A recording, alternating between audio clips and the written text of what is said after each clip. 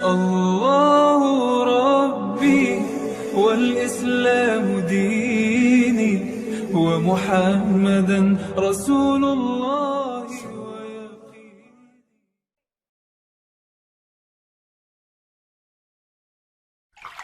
Subhanallah ya, hari Ahad orang barangkali ada yang bertamasya, ada yang liburan dan sebagainya. Antum memilih untuk mendekat kepada Allah Subhanahu wa taala. Allah berjanji di dalam Al-Qur'an, siapapun yang beramal soleh ya, orang yang beramal soleh, laki-laki ataupun perempuan ya, selama dilakukan karena Allah, fala yuhyiyannahu hayatan thayyibah, maka Allah akan merubah kehidupannya menjadi lebih baik lagi. Oke. Dan ciri pertama kebaikan yang menjadi nilai kebaikan di mata Allah dan Rasulnya, ternyata bukan meningkatnya harta. Perhatikan ya, bukan meningkatnya harta, bukan bertambahnya kedudukan, tapi ciri pertamanya disebutkan oleh Nabi, may yuridillahu bihi khaira yufaqihuhu fiddin.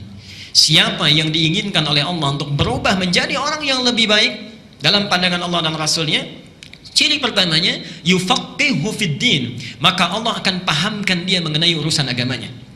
Allah akan berikan dorongan, dimotivasi agar dia mau belajar tentang urusan agamanya. Subhanallah. Jadi, kalau misalnya antum ini para ayah ya, misal bertambah harta, itu belum tentu baik kalau kita jauh dari Allah.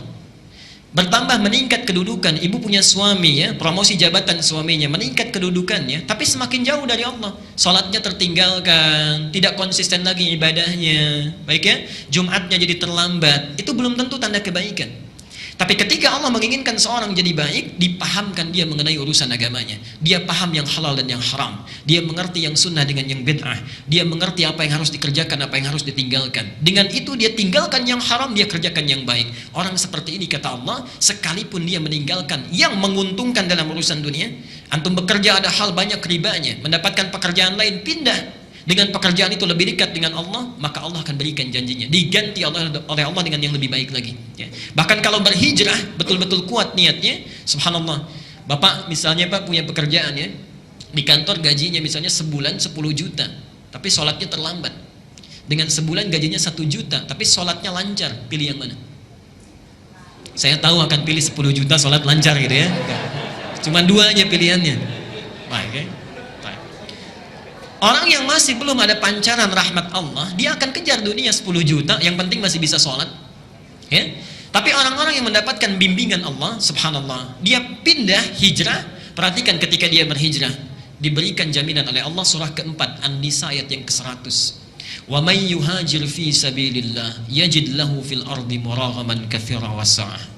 Siapa yang bertekad hijrah kepada fi sabilillah, jalan aktivitas kehidupan yang ada naungan Allah di situ, lebih dekat dengan Allah, maka Allah berjanji yajid lahu fil ardi muraghaman katsira wasa'ah. Harta yang dia anggap rugi, Allah akan ganti dengan yang lebih banyak.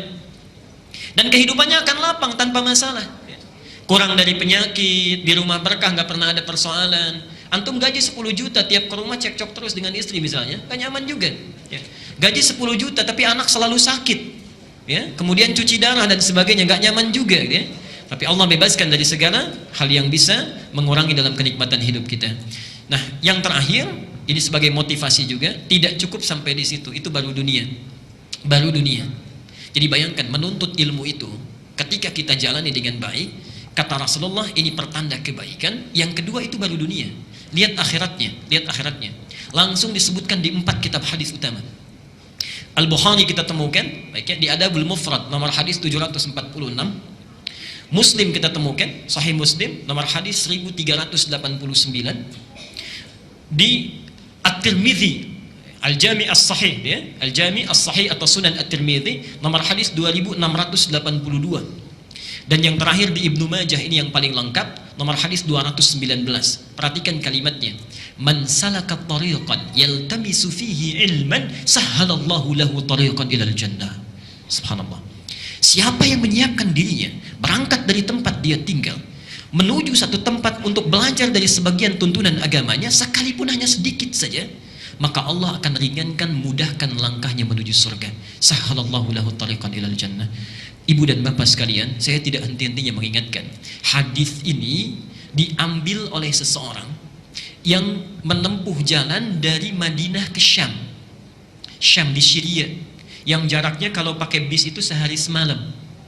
Ini beliau berjalan Tadinya pakai kendaraan, dalam riwayat disebutkan unta, tengah jalan berjalan kaki. Bayangkan, jalan kaki itu dari Madinah sampai dengan Syria hanya untuk mendapatkan satu hadis ini saja.